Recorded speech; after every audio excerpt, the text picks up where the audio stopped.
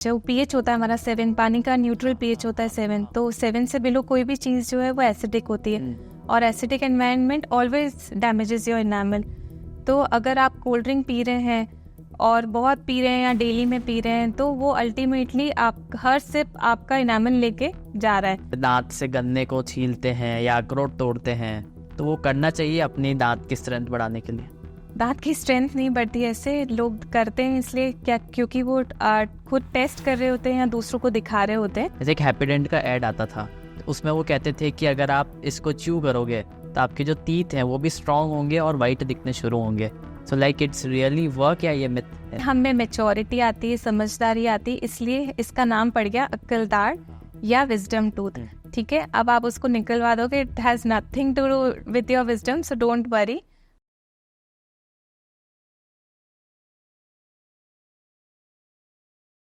नमस्ते प्रिया मैम। नमस्ते Anas. Sorry, doctor Priya ma'am. So ma'am, आपके प्रोफेशन पे आएंगे उससे पहले मैं जानना चाहूँगा कि आप थोड़ा अपने बारे में बताएं, ताकि हमारी जो ऑडियंस आपको देख रही है वो पहचान सके कि आप कौन हैं।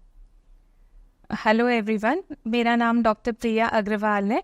मैं एक डेंटल सर्जन हूँ और मैं प्रैक्टिस कर रही हूँ अपने क्लिनिक डर्माडेंट में फ्रॉम पास्ट 16 ईयर्स। और अगर क्वालिफिकेशंस की हम बात करें तो थोड़ा वो बताइए। I finished my graduation in year 2006 from Pacific Dental College, and then I started working in Gitanjali Medical College and Hospital in the year 2008. I worked there for 3 years. Then I shifted to GBH American Hospital and worked there for next 3 years. उसके साथ साथ I started my practice, my own clinic Dermadent, and since then I am working there.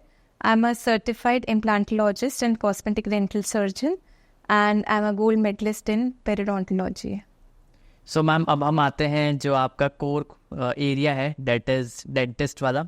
तो ma'am, जब लोग आते हैं आपके पास तो उनके कॉमन क्या कंसर्न्स होते हैं कि वो ये लेकर आते हैं? डेंटिस्ट के पास में सबसे कॉमनेस्ट रीज़न जिसकी वजह से पेशेंट आते हैं वो है पेन, क्योंकि लेबर पेन के बाद डेंटल पेन बहुत सबसे सिवियर माना जाता है। पूरी बॉडी हिल जाती है। हाँ, तो पेन एक ऐसी चीज़ है जो आपको रात को सोने भी नहीं देती है और नेक्स्ट मॉर्निंग पेशेंट्स हमें कॉल करते हैं and this is the first thing they see a dentist, क्योंकि डेंटल पेन सबसे ज़्यादा परेशान करता है पेशेंट को। उसके अलावा जो कॉमन प्रॉब्लम्स हैं वो हैं ब्लीडिंग गम्स, दांतों में कैविटीज़ या टेढ़े मेढ़े दांत होना, ये सारे इश्यूज़ को लेके, या अगर पेशेंट अपनी स्माइल से हैप्पी नहीं है तो। सो मैम, जैसे कि आपने बताया कि टेढ़े मेढ़े दांत और ये सब चीज़ें, तो जैसे कि हम देखते हैं कि आजकल जो बच्चे होते हैं, जब हम कोई ऐसे कुछ भी दर्द वगैरह होता है तो उसको डेंटिस्ट के पास लेकर जाते हैं, तो डेंटिस्ट सबसे पहले ये कहता है कि भाई दांत टेढ़े मेढ़े हैं, इसमें ब्रेसेस लगवा लो। तो ऐसा क्यों है? नहीं, ऐसा नहीं है, क्योंकि सबसे पहले हमें एज देखनी इम्पोर्टेंट होती है। क्योंकि जब पेशेंट्स हमारे पास में आते हैं ये कंसर्न लेके कि बच्चे के दांत ही टेढ़े मेढ़े आ रहे हैं, या यूजुअली वो ऐसा बोलते हैं कि इसके सामने के 2 दांत खरगोश जैसे हैं या बहुत बड़े आ रहे हैं, तो हम पेरेंट्स को हमेशा ये समझाते हैं कि आप ये दूध के दांत के पास में जब एक परमानेंट टूथ आता है तो उसका साइज बड़ा होता है, क्योंकि वो एडल्ट फेस के हिसाब से होता है। और उस टाइम पे बच्चा जब छोटा होता है, 7, 8, 9, 10 साल का होता है, तो उसका फेस छोटा होता है, प्राइमरी डेंटिशन के हिसाब से होता है, तो वो टीथ प्राइमरी डेंटिशन के कंपैरिजन में बड़े दिख रहे होते हैं। दूसरा, जब दांत इरप्ट हो रहे होते हैं तो वो टेढ़े इसलिए भी आते हैं क्योंकि पास में उनके परमानेंट टीथ और ऊपर से इरप्ट हो रहे होते हैं, तो रूट का जो प्रेशर होता है ना, जब ऊपर रूट पे पड़ता है तो नीचे से दांत ऐसे टेढ़ा हो जाता है, तो वो जब साइड का दांत आता है तो ये जो टेढ़ा वाला दांत होता है ये ऑटोमेटिक सीधा हो जाता है। तो जो ये मिक्स डेंटिशन वाली एज होती है 6 से लेके 12 ईयर्स की एज तक, उसमें हम पेरेंट्स को हमेशा बोलते हैं, अनटिल अनलेस जब तक कि बहुत सिवियर माल अक्लूजन हमें नहीं नज़र आ रहा है, हम पेशेंट्स को बोलते हैं कि आप वेट करिए, पूरे दांत निकलने दीजिए बच्चे के, ये जो छोटी मोटी प्रॉब्लम्स हैं, माइनर करेक्शंस हैं, ये तो अपने आप ही हो जाएंगे। उस टाइम पे हम रेसेस रिकमेंड डेफिनेटली नहीं करते हैं। सो मैम, आपने देखा होगा कि ऐसे आपके पास शायद केसेस आए होंगे। पहले ऐसा होता था कि दांत के आगे के दांत के बीच में 2 गैप है, तो लोग कहते थे कि भाई अच्छा मानते हैं इसको, बट आजकल हाँ, बट आजकल हम देख रहे हैं कि जो डेंटिस्ट है वो सजेस्ट करते हैं कि आप इस गैप को फिल करा लो ब्रेसेस के थ्रू या कोई और टेक्निक के थ्रू। तो मतलब ये साइंटिफिकली सही है या फिर ये अपना अपना है बोलने का तरीका? सी देखिए, जमे हुए दांत किसको अच्छे नहीं लगते। अगर आप देखेंगे बॉलीवुड स्टार्स है ना, तो हमेशा एक सुंदर स्ट्रेट स्माइल हमेशा अच्छी लगती है।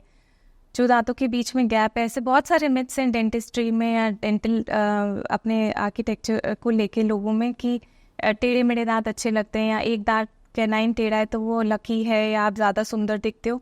तो वो अपने अपनी थिंकिंग है, बाकी ऐसा कोई लेना देना नहीं है।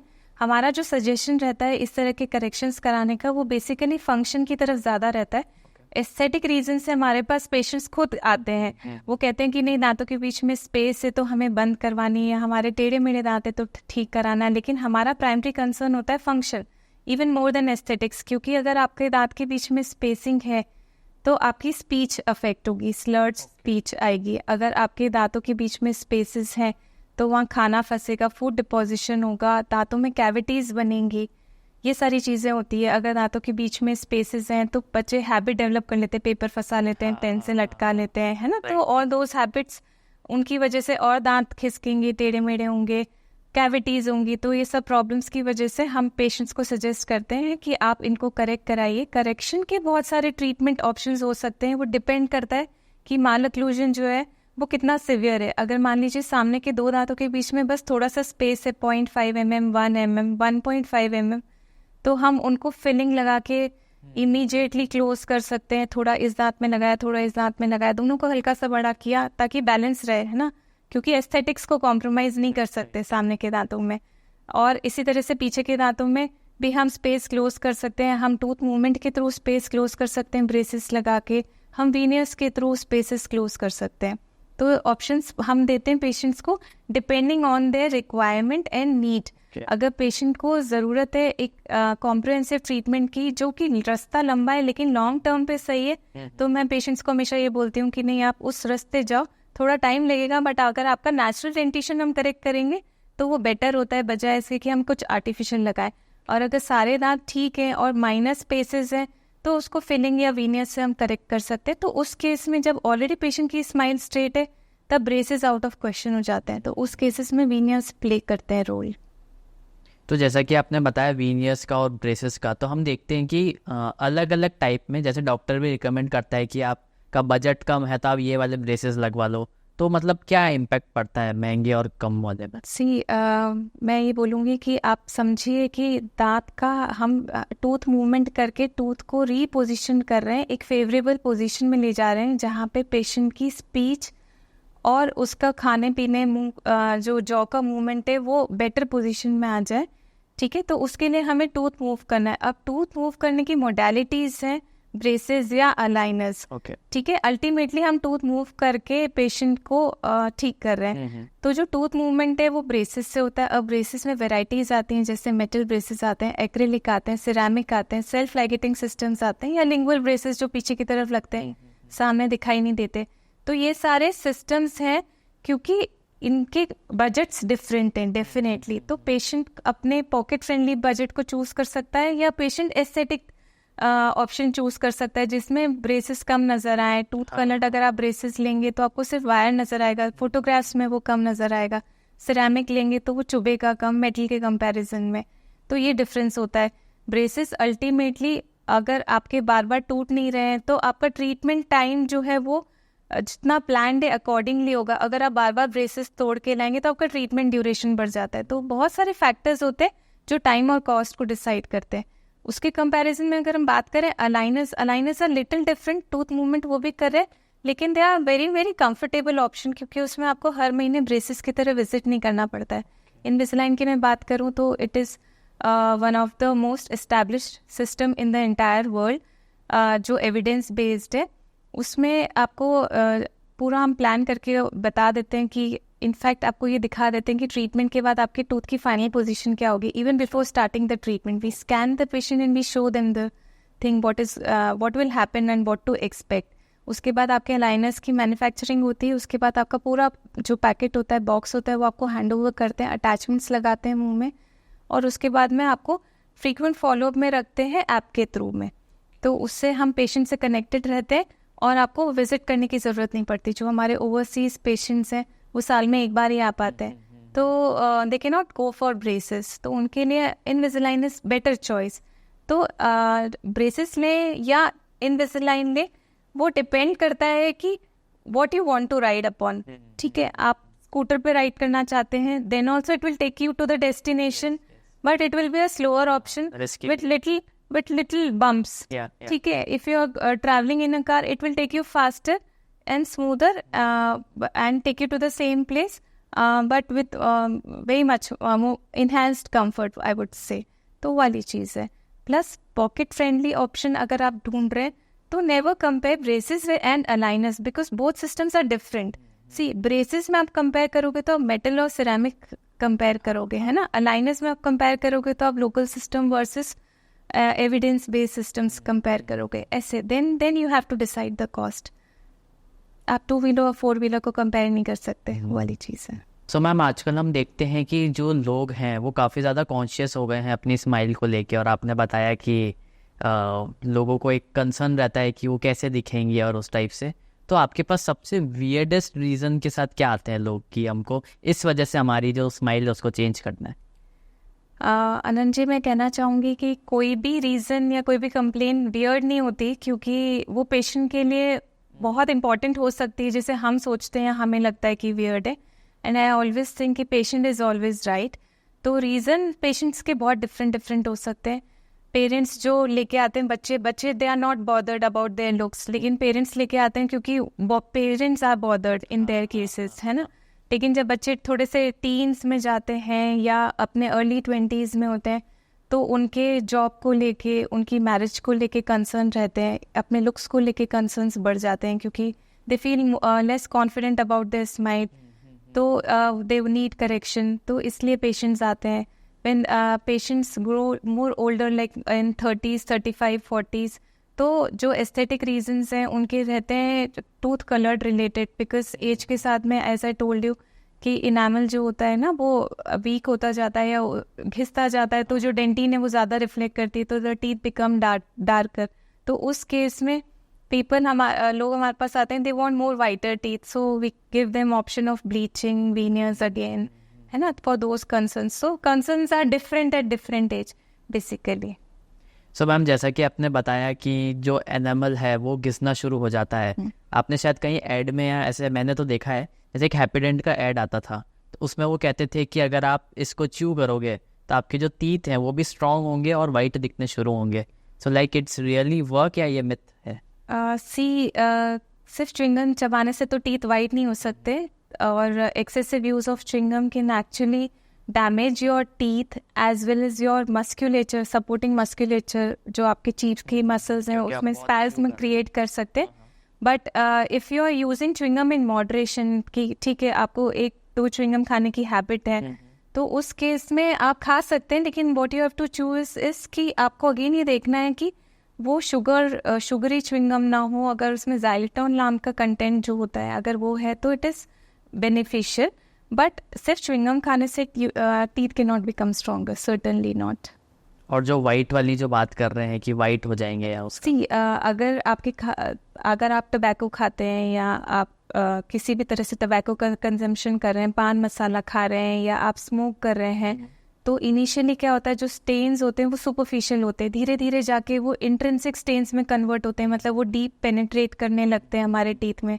तो जब तक स्टेन सुपरफिशियल है आप उसे किसी भी चीज़ से निकाल सकते हैं. ठीक है, आप टूथपेस्ट यूज़ कर सकते हैं, या हम जो खाना खा रहे हैं अगर फूड पार्टिकल्स जमा है, हमने अच्छे से रिंस नहीं किया है और हम च्युइंगम खा रहे हैं, तो वो फूड पार्टिकल्स च्युइंगम की सहायता से निकल जाते हैं, तो that way it is fine. लेकिन टीथ वाइटनिंग नहीं कर सकता, बिकॉज वाइटनिंग के लिए जो आपका नेचुरल कलर है, अगर उससे आपको 2-3 शेड्स लाइटन अप जाना है तो we have to use strong chemicals. और वो केमिकल्स इतने स्ट्रॉन्ग होते हैं कि if a drop is put on your gums और ऑन योर स्किन, एकदम से बर्न हो जाता है, वाइट स्पॉट क्रिएट हो जाता है. तो we have to use them very carefully. 2 तरह के ब्लीचिंग सिस्टम्स आते हैं जो इफेक्टिव होते हैं, एट ऑफिस ब्लीचिंग सिस्टम्स या होम ब्लीचिंग किट्स. तो जो होम ब्लीचिंग किट्स होते हैं वो आप पेशेंट्स को लंबा यूज करने के लिए हम देते हैं, because they those contain milder bleach forms, क्योंकि you can not afford to get burn at home. तो इसीलिए ब्लीच जो है वो बहुत माइल्डर फॉर्म में होता है, but those are effective when done in effective ways guided by a dentist.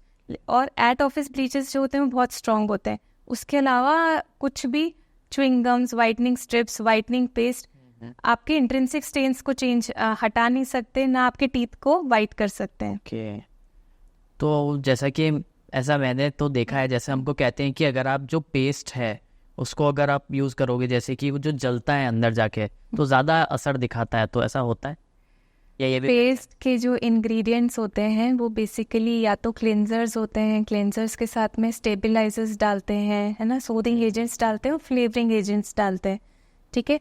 अब किसी किसी पेस्ट में आप देखेंगे नमक है या लौंग है या कुछ ऐसे इंग्रेडिएंट्स हैं, जैसे एक ऐड में दिखाता है आपके दूध पे नमक है। हाँ, या फिर अगर आपको फ्लोराइड एलर्जी है ना, किसी भी चीज़ कंटेंट से अगर आपको एलर्जी है तो आपको बर्निंग सेंसेशन मिल सकता है, ठीक है। तो अगर if you are enjoying that burning sensation जो बहुत माइल्ड है और आपके जो ओरल टिश्यूज़ हैं उसको पील ऑफ नहीं कर रही है, देन इट इज़ फाइन। लेकिन अगर कोई भी चीज़ आपको इरिटेट कर रही है, आपकी म्यूकोजा में बर्न दे रही है, तो then you need to change your toothpaste and seek a medical help, ठीक है। तो burning is not related to cleaning. Okay, हाँ, तो मिथ है एक तरीके। It's a myth. So ma'am, आपने देखा होगा कि जो लोग हैं, जो गांव वाले हैं, वो आज भी एक तरीके से नीम की डंडियां और उसको यूज़ कर रहे हैं, जो पुरानी जनरेशन के हैं। तो वो यूज़ करने से जो एनिमल है वो डैमेज होता है या फिर ये भी मिथ है? देखिए, मैं इस बात में ये कहना चाहूँगी कि जैसे जैसे एडवांसमेंट हो रहा है बहुत सारी चीज़ों में, उसी तरह से टूथ ब्रशेस में भी एडवांसमेंट हुआ है। हाँ, पुराने ज़माने में हमारे एंसेस्टर्स नीम के ब्रशेस यूज़ किया करते थे, लेकिन उनके टीथ भी डैमेज होते थे, उनके टूथ लॉस भी होता था। हम उस बात पे भी ध्यान दें। आज हमारे घर में अगर हम देखते हैं, हमारे दादा नाना की एज जनरेशन वाले लोग जिन्होंने शायद नीम की डाली यूज़ की होगी, नहीं की होगी, कितना एफिशिएंटली ब्रश किया, कभी डेंटिस्ट के पास नहीं गए, तो एक धीरे धीरे उनके एक एक दो दो करके सब दांत निकलते रहे, है ना, ईडेंचुलस, यानी कि सारे दांत उनके ख़त्म हो जाते हैं। बहुत सारे हमारी फैमिली या रिलेटिव्स में हम लोग देखते हैं, ठीक है। तो इम्पॉर्टेंट ये कि आप ब्रश करो, और ब्रश करते हो तो आपके जो ब्रिसल्स होते हैं वो आप सॉफ्ट या अल्ट्रा सॉफ्ट ब्रिसल्स यूज़ करो। कोई भी मीडियम हार्ड या कोर्सर जैसे कि नीम की डाली का जो ब्रश है, अगर आप वो घिसते हो दांतों पे तो वो आपके इनामल को बहुत डैमेज करता है, इरिवर्सिबल डैमेज करता है। स्क्रैच लाइंस बनती हैं इनिशियली, फिर धीरे धीरे कट लगने शुरू होते हैं। जहाँ पे इनामल की थिकनेस कम होती है वहाँ पे खड्डे बन जाते हैं और उनसे शुरू होती है सेंसिटिविटी की प्रॉब्लम।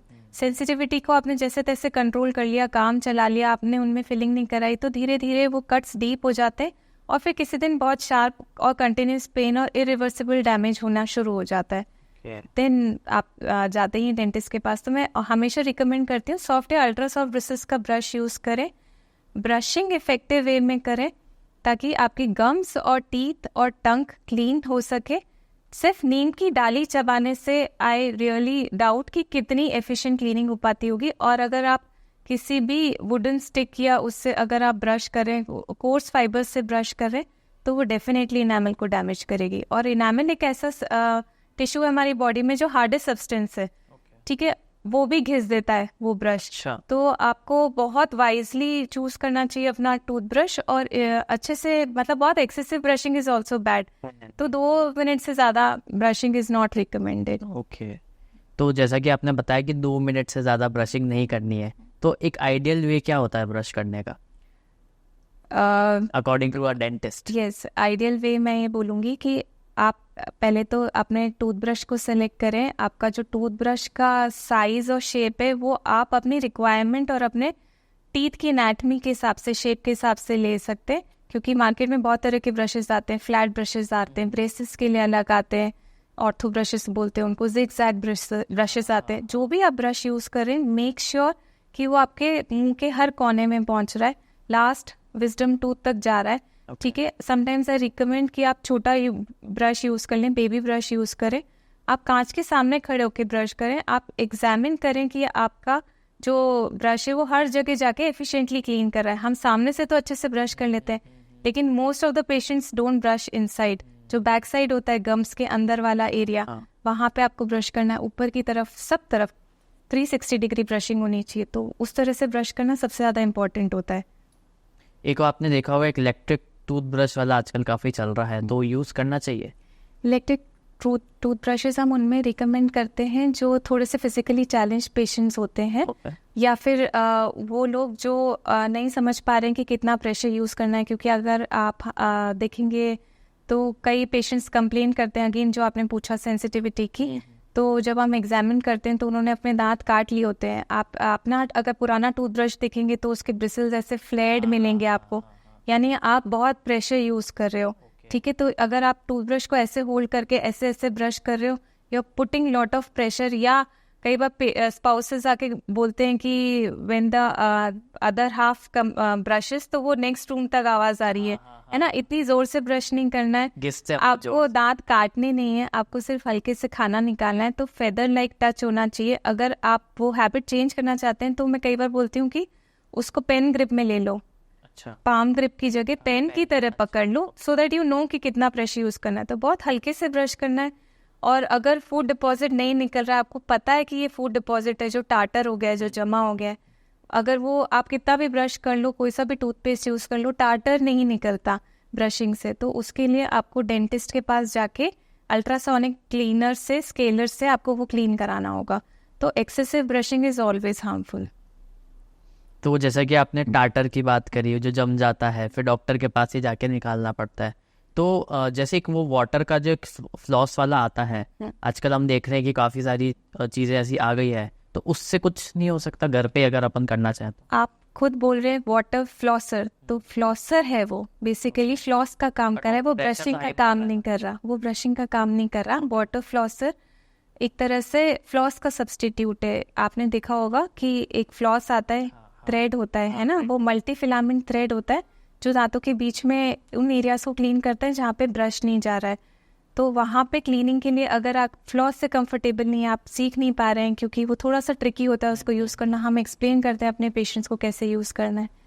उसके अलावा अगर आपके दांतों के बीच में गैप बहुत ज़्यादा है तो इंटरडेंटल ब्रशेस आते हैं। इंटरडेंटल ब्रशेस भी अगर आपको लगता है नहीं हमें यूज़ नहीं करना है, तो वाटर फ्लॉसर आप यूज़ कर सकते हैं, जो आपको ऑनलाइन साइट्स पे अवेलेबल है, मार्केट में, फार्मेसी स्टोर पे मिल जाएंगे।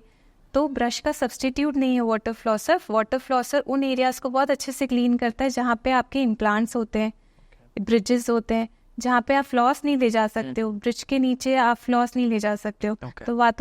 तो आप वहाँ पे सुपर फ्लॉस यूज़ कर सकते हो, वो बहुत मुश्किल होता है यूज़ करना, या फिर आप वाटर फ्लॉसर की मदद से जो भी खाना, जो क्योंकि बारीक से बारीक खाना इधर उधर जाके जमा हो जाएगा, आपको पता भी नहीं चलेगा अनटिल अनलेस कि कोई बोलेगा कि स्मेल आ रही है मुंह से, है ना। तो उसके लिए वाटर फ्लॉसर होता है। तो जो आपने बोला स्मेल आ रही है मुंह से, ये एक बैड ब्रेथ का होता है, तो इसके और क्या क्या कॉजेज हो सकते हैं? बैड ब्रेथ का फर्स्ट एंड प्राइमरी कॉज तो ये कि हमने अच्छे से क्लीन नहीं किया, हम ब्रश नहीं कर रहे डेली, तो धीरे धीरे फूड डिपॉजिट हो रहा है और वो गम्स में इन्फेक्शन दे रहा है। गम्स पहले इन्फ्लेम्ड होते हैं, थोड़े रेड होते हैं, गम्स इंडिकेट करते हैं, ब्लड आना शुरू हो जाता है, पेशेंट बोलते हैं ब्रश में ब्लड आ रहा है, या एप्पल वाइट करते हैं तो ब्लड आना शुरू हो जाता है, तो वो इंडिकेशन होता है कि गम्स आर गेटिंग अनहेल्दी। ठीक है, तो you need dental treatment for that. अगर आपको ये सारी आपकी क्लीनिंग ठीक है और फिर भी आपको लगता है कि बैड ब्रेथ है, तो आपकी टंग आप एग्जामिन कर सकते हैं। टंग में तो कोई प्रॉब्लम नहीं है, आपकी ओरल म्यूकोसा जो अंदर गालों के अंदर का हिस्सा है वहाँ पे कोई लीजन तो नहीं है। ठीक है, प्लस अगर आप स्मोक करते हैं तो that could be the reason of bad breath. उसके अलावा गट, जो हमारा पेट का जो सिस्टम है, अगर कॉन्स्टिपेशन रहता है या बहुत ज़्यादा एसिडिटी रहती है तो उसकी वजह से भी बैड ब्रेथ की प्रॉब्लम्स होती हैं। अगर लंग्स में कोई इन्फेक्शन है, कोई डिजीज़ है, तो उसकी वजह से भी बैड ब्रेथ आती है। डायबिटिक पेशेंट्स में बैड ब्रेथ आती है। ठीक है, तो बहुत सारे रीजंस होते हैं। विटामिन बी की डेफिशिएंसी से बैड ब्रेथ आती है। तो a dentist can examine, he can investigate and let you know the reason and can treat accordingly. तो आपने देखा होगा आजकल ऐसे कुछ होते हैं लोग जो अपने दांत से गन्ने को छीलते हैं या अखरोट तोड़ते हैं, तो वो करना चाहिए अपनी दांत की स्ट्रेंथ बढ़ाने के लिए? दांत की स्ट्रेंथ नहीं बढ़ती, ऐसे लोग करते हैं इसलिए क्या, क्योंकि वो खुद टेस्ट कर रहे होते हैं या दूसरों को दिखा रहे होते हैं। मैं हमेशा बोलती हूँ कि अपने दांत खाने के लिए दिए भगवान ने, उसको चाकू का सब्सटीट्यूट मत बनाइए। ठीक है, don't use it as your knife. तो आप सब कुछ खाइए, आराम से खाइए, लेकिन आपको अखरोट नहीं तोड़ने, आपको सुपारियाँ नहीं काटनी है, चबानी है, आपको गन्ने नहीं छीलने, क्योंकि अनकंट्रोल्ड मल्टी डायरेक्शनल फोर्सेस जो हैं वो हमेशा टीथ को डैमेज करेंगे, आपकी रूट्स को हिला सकते हैं, है ना। दांतों के बीच में स्पेसेस हो सकते हैं, प्रोक्लाइन हो जाते हैं, दांत बाहर की तरफ आ जाते हैं, या फिर आपके दांतों में क्रैक्स हो सकते हैं ऐसा करने से। ठीक है, लोग कोल्ड ड्रिंक की बॉटल, वो जो पहले बॉटल के ऊपर आता था ना वो, तो उससे एल्यूमिनियम कैंस खोल लेते हैं, तो ये सब नहीं करना चाहिए, definitely not. Don't bite on pencils. ठीक है, किसी भी तरह की हैबिट, थम सकिंग, अब हैबिट की बात है तो थम सकिंग, छोटे छोटे बच्चे जो अंगूठा पीते हैं, दैट इज़ नॉट रिकमेंडेड, क्योंकि अंगूठे के प्रेशर से क्या होता है, सामने वाले दांत फ्लेयर अप हो जाते हैं, बाहर की तरफ आ जाते हैं, जो उनका पैलेट होता है वो हाई आर्च बन जाता है, जो आपके रिजेस हैं वो यू शेप से वी शेप बन जाती हैं, तो पूरा डेंटिशन खराब होता है और माल अक्लूजन क्रिएट होता है। तो ये सारी हैबिट्स नहीं होनी चाहिए। अगर है और बच्चे नहीं मान रहे हैं तो हम हैबिट ब्रेकिंग अप्लायंसेस भी बनाते हैं।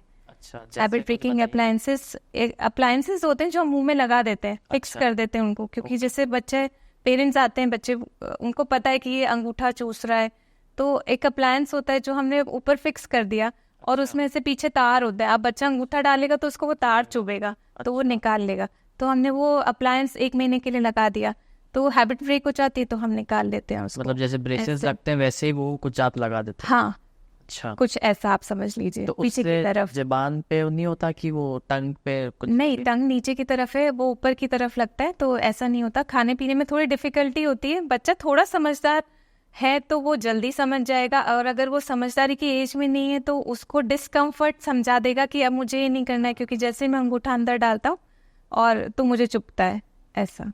तो अगर हम बात करें कि जो जैसे माउथ वॉश रिकमेंड करते हैं, तो माउथ वॉश की क्या फ्रीक्वेंसी होनी चाहिए, और अगर हम ब्रश को माउथ वॉश से रिप्लेस कर दें तो will it work? Brushing has no substitute. ठीक है, तो माउथ वॉश भी बिल्कुल सब्स्टिट्यूट नहीं है ब्रशिंग का, दे आर एडजुवेंट। तो जब आप ब्रश करते हो तो आप जो भी खाते हो ना दिन भर में, धीरे धीरे धीरे धीरे एक पतली लेयर डिपॉजिट होने लगती है टीथ पे, और वो लेयर जो होती है खाने के साथ मिलके, खाने के स्टेन्स लेके कलर्ड में डिपॉजिट होने लगती है, जिसको पहले हम प्लाक बोलते हैं और फिर बाद में कैलकुलस बोलते हैं। ठीक है, तो उस स्लाइमी लेयर को अगर आप स्क्रैच करेंगे ना खाने के कुछ घंटे बाद अपने नेल से, अपने टीथ, तो आपको दिखेंगी white creamy layer, that is this thing, plaque.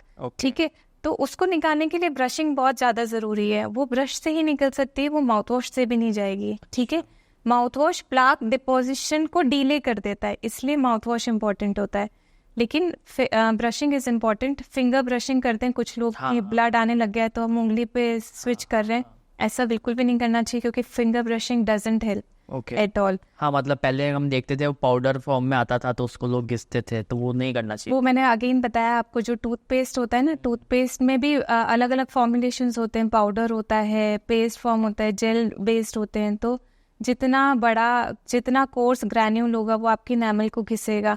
तो पाउडर्स अच्छे नहीं होते, आप जेल बेस्ड जो टूथपेस्ट है उन पे जाएंगे तो वो बेटर होते हैं। और जो माउथ वॉशेस है, वो माउथ वॉशेस आपको एक डेंटिस्ट आपकी रिक्वायरमेंट के हिसाब से प्रिस्क्राइब करता है कि आपको प्रॉब्लम क्या है। अगर आपको एक एंटीबैक्टीरियल माउथ वॉश की ज़रूरत है तो वो प्रिस्क्राइब टाइम के लिए माउथ वॉश यूज़ करना ठीक रहता है। ठीक है, but you can not use it as a regular mouth wash. और जो मार्केट में रेगुलर माउथ वॉशेस की तरह अवेलेबल है वो भी हम बहुत ज़्यादा लॉन्ग टर्म के लिए मना बोलते हैं, क्योंकि वो अल्कोहल बेस्ड माउथ वॉशेस होते हैं जो आपके सलाइवरी प्रोडक्शन को लो करते हैं। अगर सलाइवा का प्रोडक्शन कम हो जाएगा तो कैविटीज़ बढ़ेंगी, बैड ब्रेथ बढ़ेगी, क्योंकि सलाइवरी में प्रोटेक्टिव एंजाइम्स होते हैं। ठीक है, तो ये सारी चीज़ें इसीलिए जब तक जितनी प्रिस्क्राइब करें उतना ही यूज़ करना चाहिए।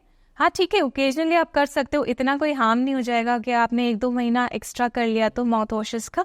लेकिन माउथ वॉशेस के इंडिकेशन होते हैं, माउथ वॉशेस सेंसिटिविटी के लिए भी आते हैं, डीसेंसिटाइजर माउथ वॉशेस होते हैं, फ्लोराइड कंटेनिंग माउथ वॉशेस होते हैं जिन बच्चों में बहुत ज़्यादा कैविटीज़ होती हैं, जो बहुत ज़्यादा मीठा खाते हैं या स्टिकी फूड खाते हैं, चिप्स, चॉकलेट, कोल्ड ड्रिंक्स, या फिर जो बच्चे दूध पीते हैं सोते टाइम, या छोटे बच्चे जिनको हम बॉटल डाल देते हैं उनके मुंह में कि ये सो जाए, अब वो मुंह में दूध भरा रह जाता है और वो कैविटीज़ क्रिएट करता है। तो उन बच्चों में फ्लोराइड कंटेनिंग पेस्ट और fluoride containing mouth washes recommend करते हैं अप टू सर्टन टाइम, इस तरह से। तो जैसा कि आपने यहाँ पे कोल्ड ड्रिंक की बात करी, तो जो सॉफ्ट ड्रिंक्स होती है वो टूथ को डैमेज करती है? हाँ बिल्कुल, क्योंकि वो एसिडिक होती हैं, और कोई भी जो पीएच होता है हमारा 7, पानी का न्यूट्रल पीएच होता है 7, तो 7 से बिलो कोई भी चीज़ जो है वो एसिडिक होती है, और acidic environment always damages your enamel.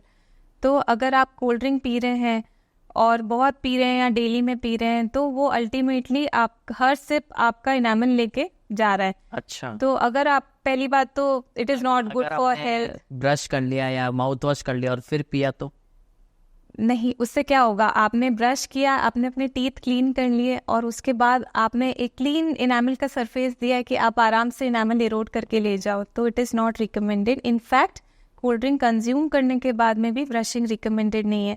Vomiting के बाद ब्रश नहीं करना चाहिए, क्योंकि जो बॉडी से एसिड आया है बाहर, है ना, वो ऑलरेडी आपके मुंह में एसिडिक एनवायरनमेंट है, और उस टाइम पे आप इमीडिएटली वॉमिट के बाद या कोल्ड ड्रिंक के बाद अगर ब्रश कर लेते हो तो आपका इनामल और स्पीड से इरोड होगा। तो ऐसा नहीं करना चाहिए। अगर आपको कोल्ड ड्रिंक पीनी है या कोई भी कार्बोनेटेड ड्रिंक पीनी है तो यूज़ विथ अ स्ट्रॉ, तो उससे क्या होगा, सीधा वो अंदर जाएगा। Definitely damages every part of the body, लेकिन टीथ उसमें जितना कम कांटेक्ट में रहे उतना अच्छा है। तो ऐसा बोलते हैं कि जो पीले दांत होते हैं वो थोड़े से स्ट्रांग होते हैं या वो स्ट्रांगनेस की निशानी दिखाते हैं, तो होता है ऐसा या फिर वाइट वाले ही बेस्ट रहते हैं? नहीं, ये भी एक मिथ है एक तरह का।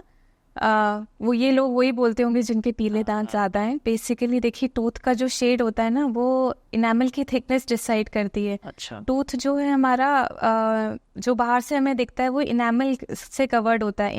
इनामल के नीचे जो लेयर होती है वो होती है डेंटिन। डेंटिन होती है सब में क्रीमिश येलो या येलोइश कलर की, ठीक है, और इनामल होता है वाइट। तो अगर थिकनेस इनामल की ज़्यादा होगी तो अंदर की जो डेंटिन है वो कम बाहर दिखेगी, कम रिफ्लेक्ट होगा उसका शेड, तो आपकी टीथ ज़्यादा वाइट दिखेंगे।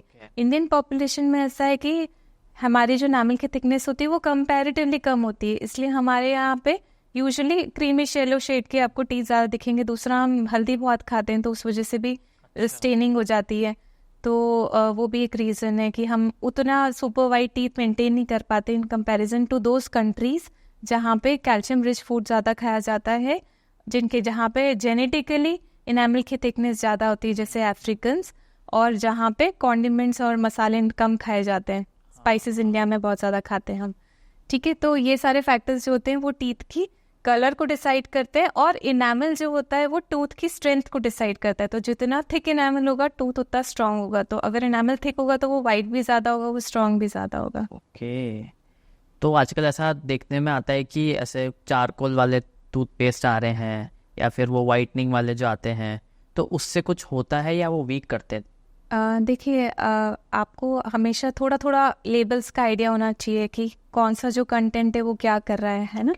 तो अगर चारकोल की बात करें तो चारकोल क्लीनिंग एजेंट का काम करेगा, तो डेफिनेटली आपके जो सुपरफिशियल स्टेन्स है उसको थोड़ा कम करने में हेल्प करेगा। या जो वाइटनिंग टूथपेस्ट आ रहे हैं, अगर उसमें थोड़े से केमिकल्स डलें, पर मैंने बताया वाइटनिंग केमिकल्स जो भी एट होम दिए जा रहे हैं वो इतने माइल्ड हैं कि या तो वो काम नहीं करते, ना के बराबर काम करते, या फिर मतलब हार्डली सिर्फ आपके सुपरफिशियल स्टेन्स पे थोड़ा थोड़ा काम करते हैं। कि आपने पान खाया और आप उससे टूथपेस्ट से क्लीन कर रहे हो तो आपको दिखेगा कि हाँ, पान के स्टेन्स इमीडिएटली निकल गए, लेकिन वो पान के स्टेन्स परमानेंट हो गए तो लॉन्ग टर्म में अल्टीमेटली आपको ब्लीच कराएंगे तभी वो स्टेन्स निकलेंगे, क्योंकि वो अंदर तक इम्बाइब कर लिया है टूथ ने। इसलिए तो ये जो टूथपेस्ट होते हैं ये थोड़ा थोड़ा डेफिनेटली वर्क करते हैं अगर आप बहुत इनिशियल स्टेज में किसी भी चीज़ की, लेकिन जब कोई चीज़ अंदर चली जाती है, टूथ के अंदर पेनिट्रेट कर जाती है, तब ये चीज़ें काम नहीं करती हैं। तो और जो टूथपेस्ट में एब्रेसिव्स आते हैं, जैसे आपने बताया कि है ना, क्रिस्टल बेस्ड टूथपेस्ट आते हैं कि छोटे छोटे क्रिस्टल्स डाल दिए टूथपेस्ट में, वो सब एब्रेसिव का काम कर रहे हैं। तो अगेन वो पेस्ट भी रिकमेंडेड नहीं होते हैं। सो आपने जैसे शुरू में बताया कि आप 16+ ईयर्स से इस फील्ड में हो, तो आपने इतने सारे लोगों को ऑपरेट किया होगा, तो मेजरली आपके पास किस टाइप की प्रॉब्लम्स आती है, क्या लोग लेकर आते हैं? मैंने जैसे बताया, सबसे फर्स्ट एंड फॉरमोस्ट तो पेन ही है, और पेन के अलावा जो कॉमनेस्ट प्रॉब्लम है वो कैविटीज़ है, क्योंकि आजकल सबको पता है कैविटीज़ क्या होता है, दांतों में छेद होता है और छेद में फिलिंग करता है डेंटिस्ट, इसलिए हमारे पास में आते हैं। उसके अलावा रूट कैनाल्स, जब पेन बहुत ज़्यादा होता है तो रूट कैनाल्स, फिर कैप लगवाने आते हैं पेशेंट। अब बहुत सारे पेशेंट कॉस्मेटिकली अवेयर हो गए तो वो अपनी स्माइल के लिए आते हैं, स्माइल लाइन को ठीक कराने के लिए आते हैं। उनके ये कंसर्न्स आते हैं कि जब हम हंसते हैं तो हमारे मसूड़े दिखते हैं, तो वो गमी स्माइल को करेक्शन के लिए आते हैं।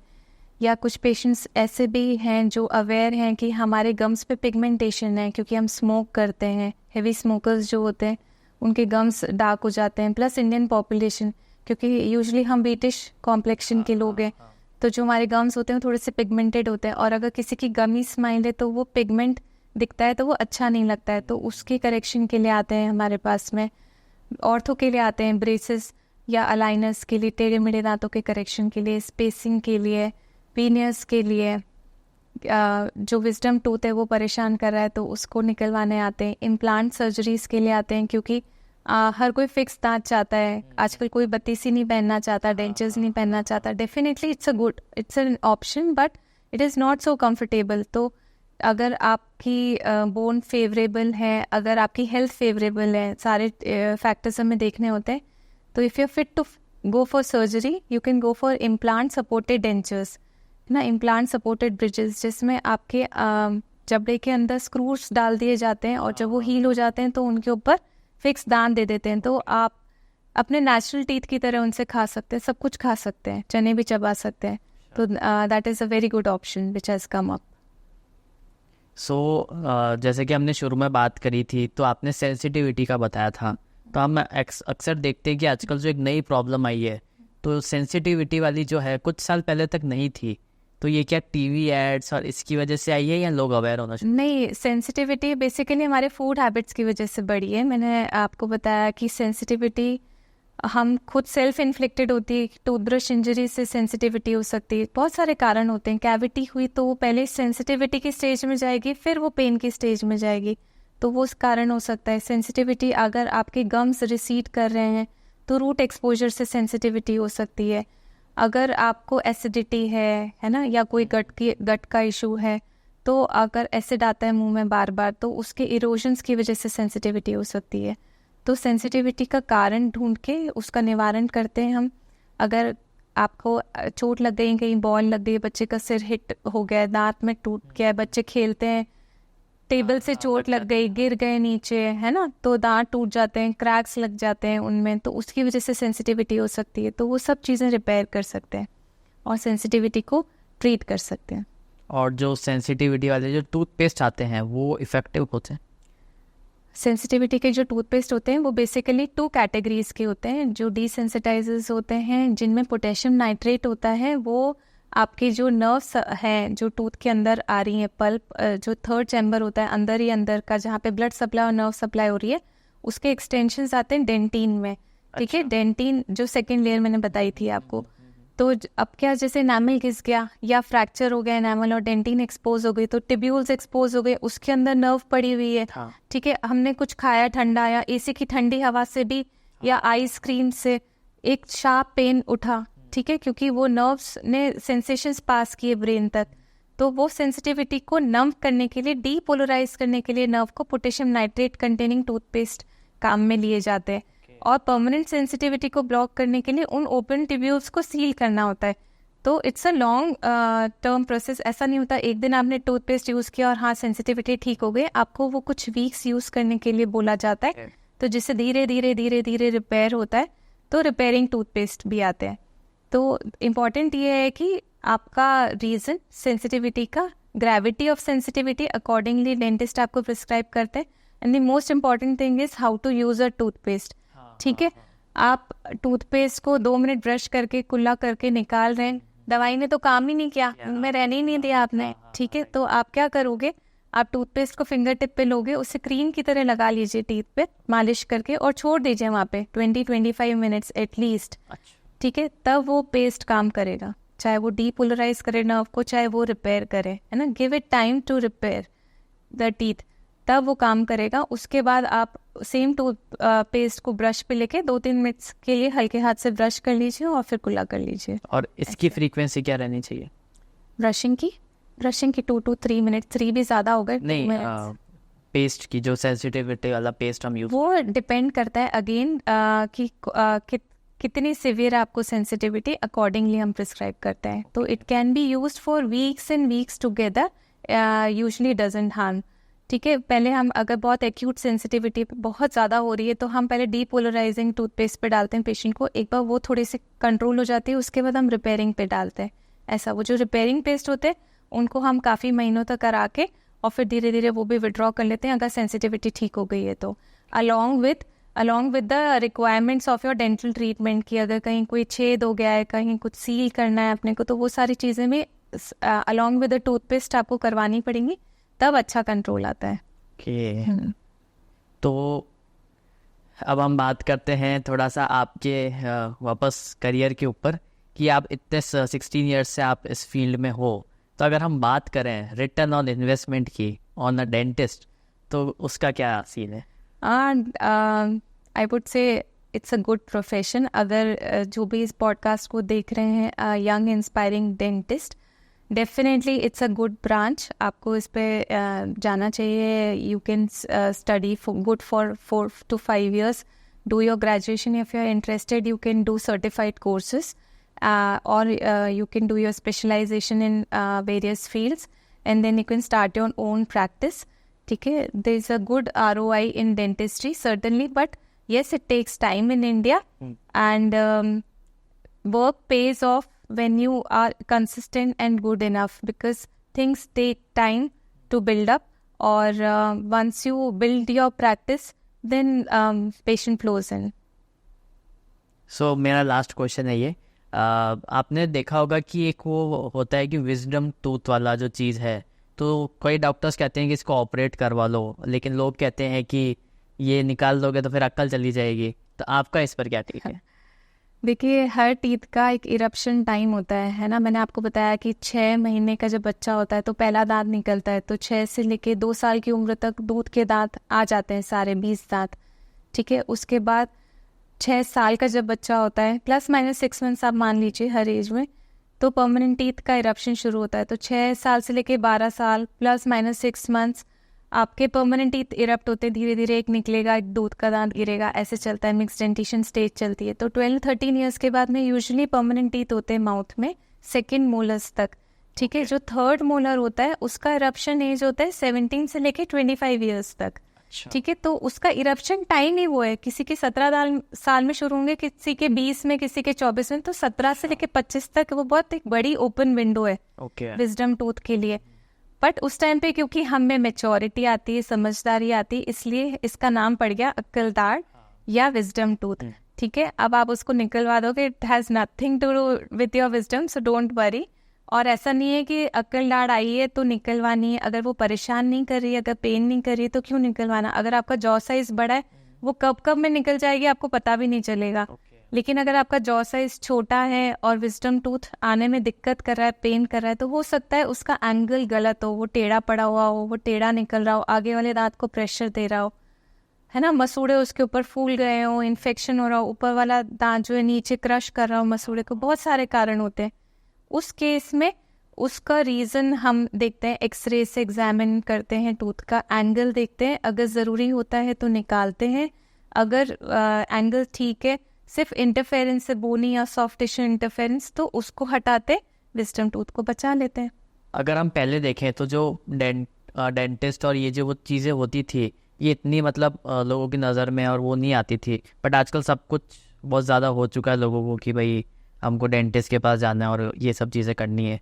तो ये सब जो चीज़ें हैं अब धीरे धीरे कॉस्टली क्यों होती जा रही है? देखिए, पहले तो डेंटिस्ट का मतलब लोग समझते थे कि सिर्फ दांत लगाने और उखाड़ने वाला डॉक्टर। ठीक है, मतलब पहले बोलते थे डेंटिस्ट आर नॉट डॉक्टर्स। हाँ, वो तभी भी बोलते हैं many of them, but once you get a dental pain then you will realise.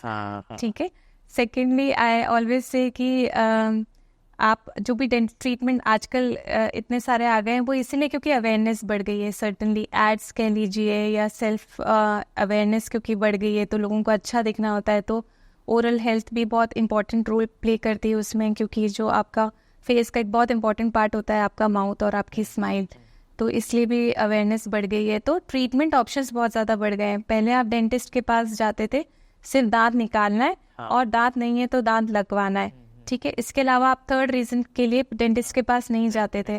तो क्योंकि ट्रीटमेंट ऑप्शंस बहुत ज़्यादा है, इसलिए आपको पता है कि बहुत सारी चीज़ें जो एक डेंटिस्ट करते हैं आजकल।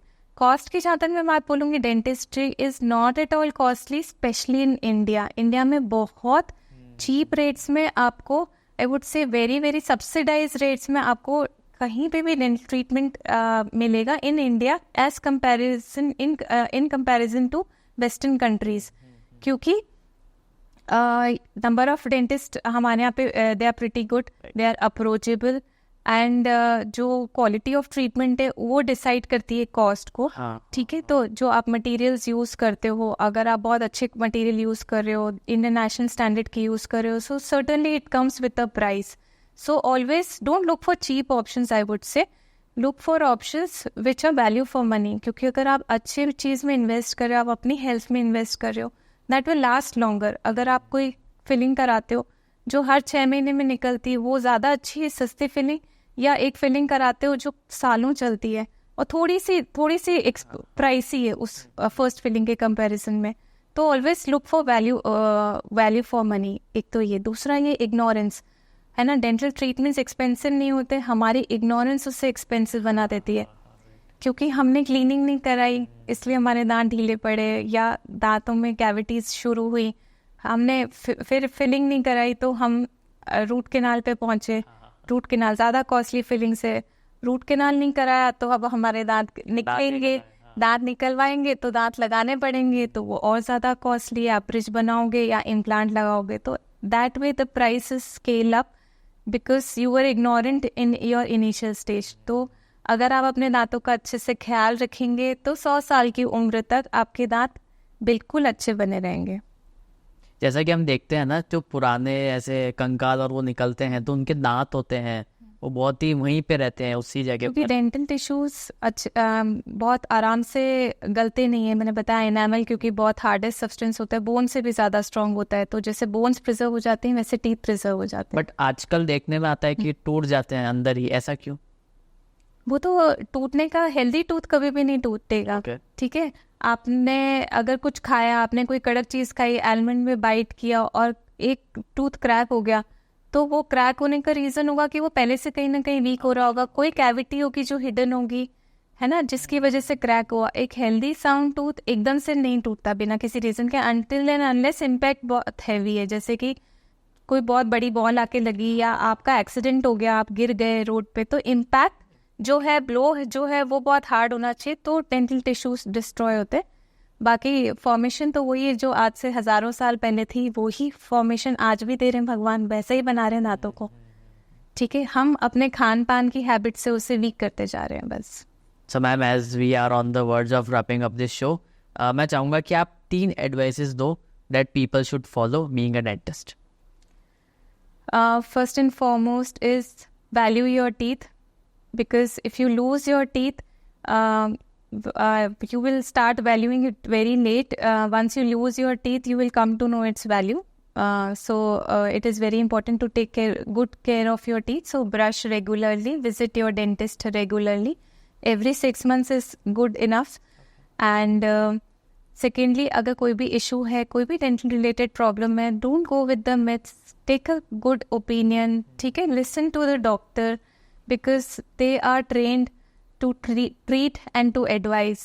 Okay, so don't go with the false opinions कि ऊपर वाला दांत निकालेंगे तो अंधे हो जाएंगे, विजडम टूथ निकालेंगे तो विजडम चली जाएगी, है ना, all those myths कि दांत की स्केलिंग कराएंगे तो ढीले पड़ जाएंगे, ऐसा कुछ भी नहीं होता है ना। Always ask your dentist why. अगर आपको कोई डेंटिस्ट कोई डेंटल ट्रीटमेंट सजेस्ट कर रहा है तो आप उनसे क्वेश्चन कर सकते हैं कि अगर रूट कैनाल कराना है तो क्यों कराना है। डॉक्टर इज ट्रेन इनफ, है ना, टू मेक यू अंडरस्टैंड कि उस ट्रीटमेंट को क्यों कराना है। फिर आप अपने टूथ का टाइमली ट्रीटमेंट कराइए, बिकॉज आप जितना टाइमली कराएंगे उतना क्विक आप फ्री हो पाएंगे, उतनी कम विजिट्स लगेंगे, and it will be more pocket friendlier definitely.